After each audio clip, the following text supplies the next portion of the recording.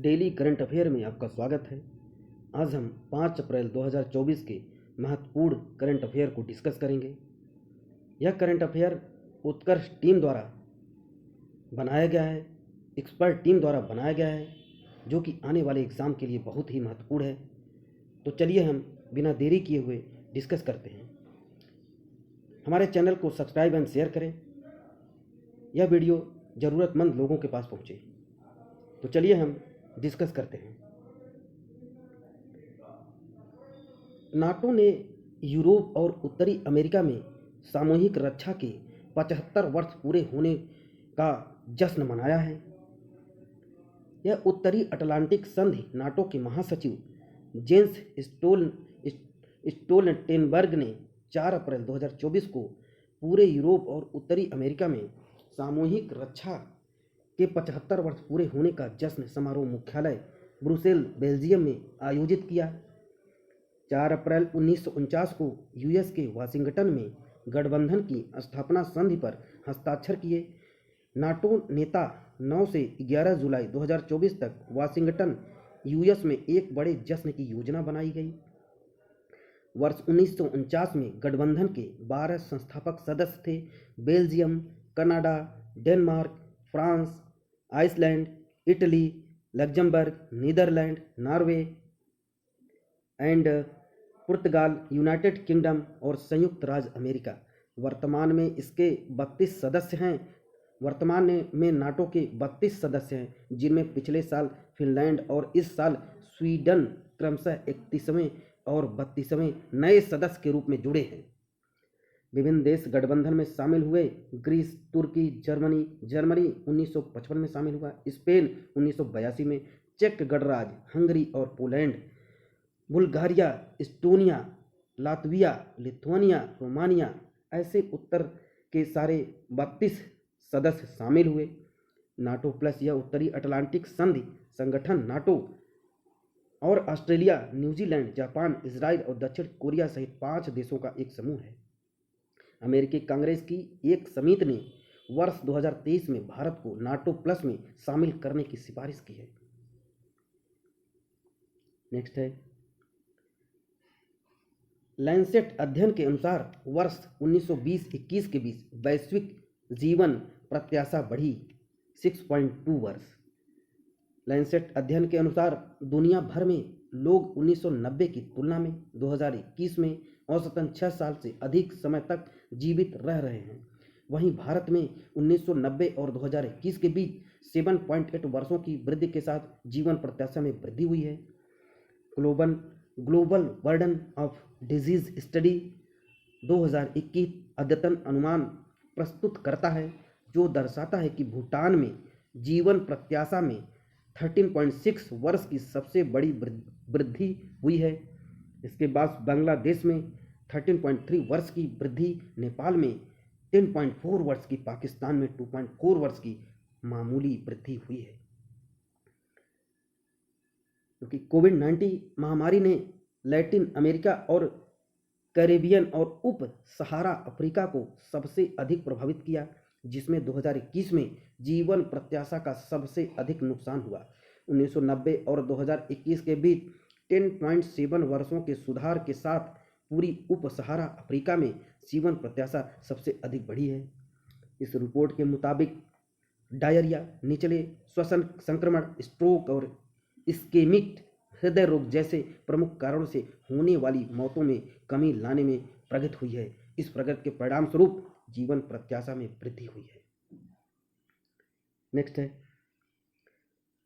राष्ट्रपति द्रौपदी मुर्मू ने आईआईटी बॉम्बे में देश की पहली घरेलू जीन थेरेपी CAR-T सेल राष्ट्र को समर्पित किया है।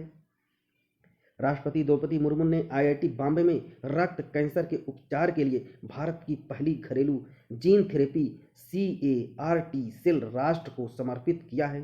संयुक्त राज्य अमेरिका में अत्यधिक ₹5 करोड़ के खर्च के विपरीत भारत में यह 40 लाख की लागत पर उपलब्ध होगी।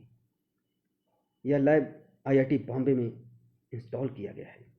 CAR-T सेल थेरेपी कैंसर रोगियों के इलाज के लिए उपयोग की जाने वाली को भारत में आईआईटी बॉम्बे में इंक्यूबेशन सेंटर में स्थापित किया गया है।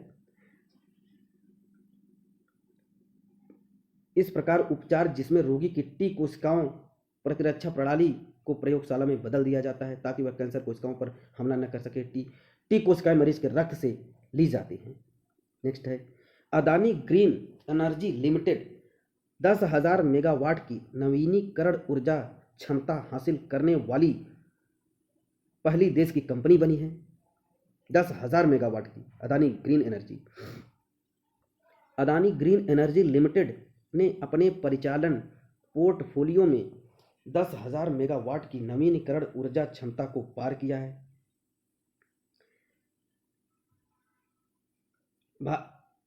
भारत के नवीकरण ऊर्जा लक्ष्य पंचामृत लक्ष्य वर्ष 2030 तक 500 गीगावाट और गैर जीवाश्म ऊर्जा क्षमता हासिल करना है।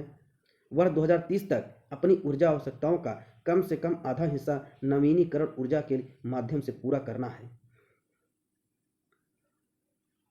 नेक्स्ट है इजराइल ने सीरिया में ईरानी दूतावास पर किया हमला। ईरानी दूतावास पर इजराइल ने हमला कर दिया है।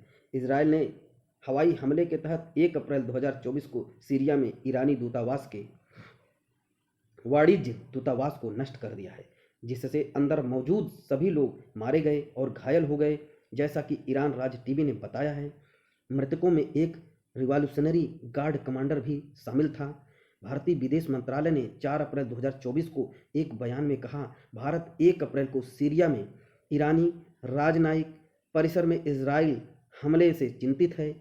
विदेश मंत्रालय के प्रवक्ता रणधीर जायसवाल ने अपनी साप्ताहिक मीडिया ब्रीफिंग में कहा, नई दिल्ली ने सभी पक्षों में अंतर्राष्ट्रीय कानून के आमतौर पर स्वीकृत सिद्धांतों और मानदंडों के खिलाफ जाने वाले कार्यों से बचने का आग्रह किया है। नेक्स्ट है सेबी ने निवेशक शिकायत निवारण प्रणाली स्कोर 2.0 का अनावरण किया है।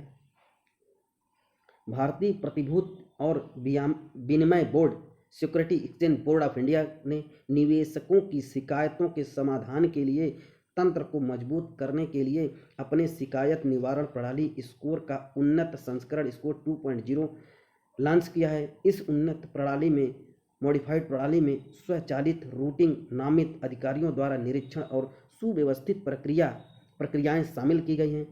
सेबी शिकायत निवारण प्रणाली स्कोर जून 2021 में लॉन्च किया था। अब इसको मॉडिफाई करके 2.0 कर दिया गया है।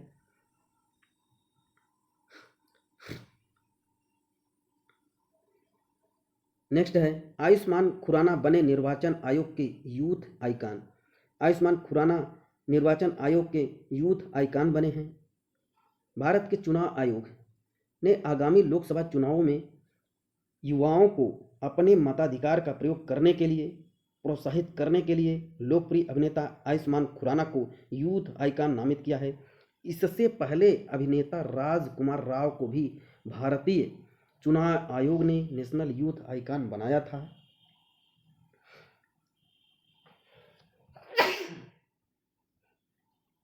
खुराना ने एक बयान में कहा, हर वोट मायने रखता है और हर वोट महत्वपूर्ण है। हमारे जैसे लोकतांत्रिक देश में मतदाता सशक्तिकरण का प्रतीक है।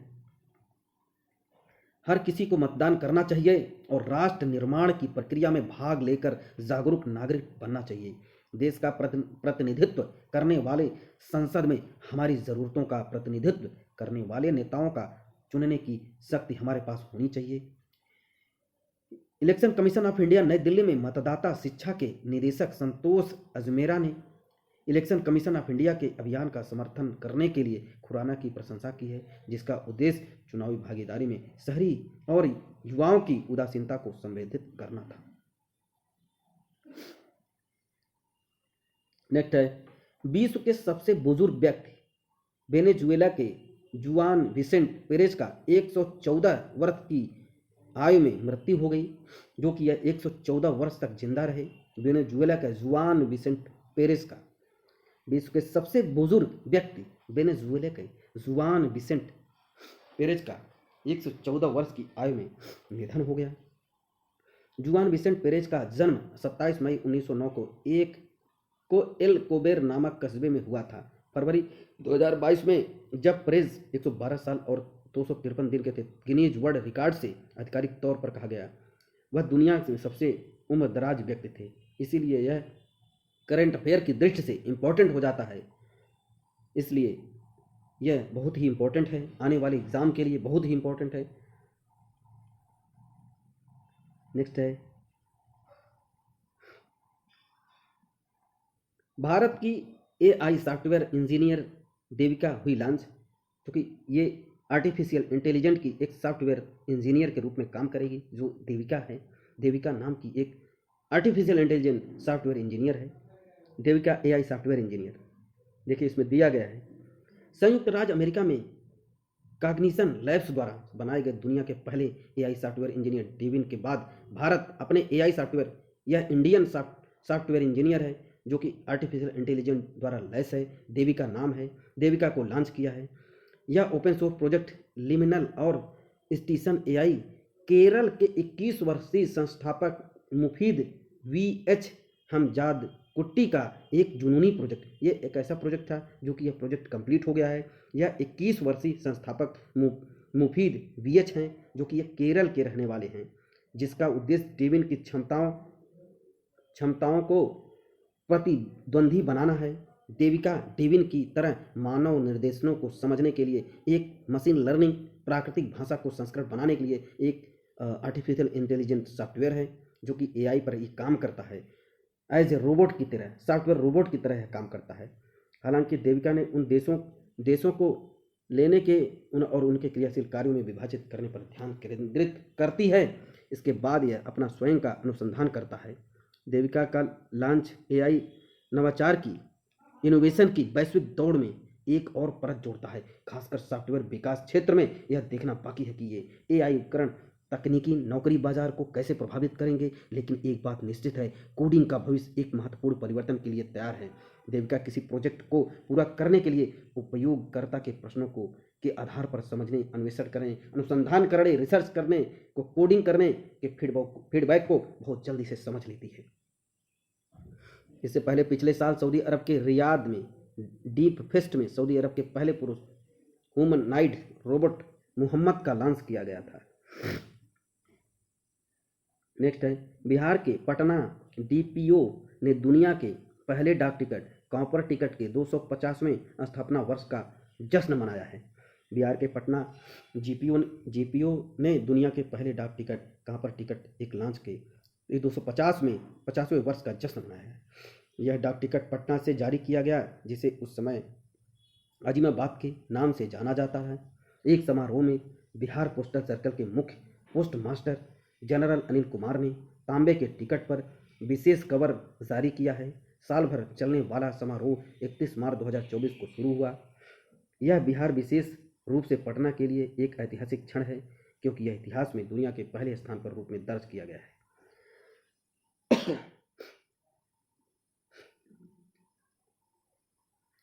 तो चलिए हम क्वेश्चन को डिस्कस कर लेते हैं। हाल ही में नाटो ने अपने 75 वर्ष पूरे होने का जश्न कहाँ मनाया है? ये ब्रुसेल में मनाया है। हाल ही में जारी लाइसेंट अध्ययन के अनुसार वर्ष 1990-2021 के बीच वैश्विक जीवन प्रत्याशा में कितनी बढ़ोतरी हुई? अभी हम पहले बता चुके हैं, 6.2 वर्ष। डिस्क्रिप्शन में हमने अच्छे से बता दिया है, ब्रीफ डिस्कशन कर चुके हैं, उसी का ये क्वेश्चन है। तो चलिए हम इस क्वेश्चन को, थर्ड क्वेश्चन को डील करते हैं। हाल ही में राष्ट्रपति द्रौपदी मुर्मू ने देश की पहली घरेलू जीन थेरेपी CRT सेल कहाँ लॉन्च किया है? IIT बॉम्बे में लॉन्च किया। हाल ही में 10,000 मेगावाट की नवीनीकरण ऊर्जा क्षमता हासिल करने वाली पहली देश की कंपनी कौन बनी है? अदानी ग्रीन एनर्जी लिमिटेड बनी है। हाल ही में सीरिया में ईरानी दूतावास पर किसने हमला किया है? इजराइल ने हमला किया है। नेक्स्ट क्वेश्चन, हाल ही में स्कोर 2.0 का अनावरण किसने किया है? ये सेबी ने, security exchange board of India ने किया है। हम डिस्कस कर चुके हैं। हाल ही में निर्वाचन आयोग ने किसे यूथ आइकॉन नियुक्त किया है? अभी डिस्कस कर चुके हैं, आयुष्मान खुराना को। हाल ही में 114 वर्ष की आयु में विश्व के सबसे बुजुर्ग व्यक्ति जुआन विसेंट का निधन, वो कहाँ के थे? इस तरह से क्वेश्चन बनता है। ये वेनेजुएला का थे। हाल ही में लॉन्च भारत की AI सॉफ्टवेयर इंजीनियर कौन है? ये देविका बनाया गया, जो कि केरल के एक ड्रीम प्रोजेक्ट के द्वारा तैयार किया गया था। नेक्स्ट है, हाल ही में दुनिया के पहले डाक टिकट कॉपर टिकट के 250वें स्थापना वर्ष का समारोह कहाँ आयोजित किया गया? ये बिहार में पटना में आयोजित किया गया। Thank you. हमने सारे क्वेश्चन को डिस्कस कर लिया है, जो कि यह क्वेश्चन एग्ज़ाम में आने वाले एग्ज़ाम के लिए, अपकमिंग एग्ज़ाम के लिए, UPPCS and other competitive exam के लिए बहुत ही महत्वपूर्ण है। यह करंट अफेयर उत्कर्ष टीम द्वारा तैयार किया गया है, तो ये आने वाले एग्ज़ाम में बहुत ही इम्पोर्टेंट है। Thank you. जिन्होंने हमारे चैनल को सब्सक्राइब एंड शेयर नहीं किया है, वो हमारे चैनल को सब्सक्राइब कर ले। Thank you.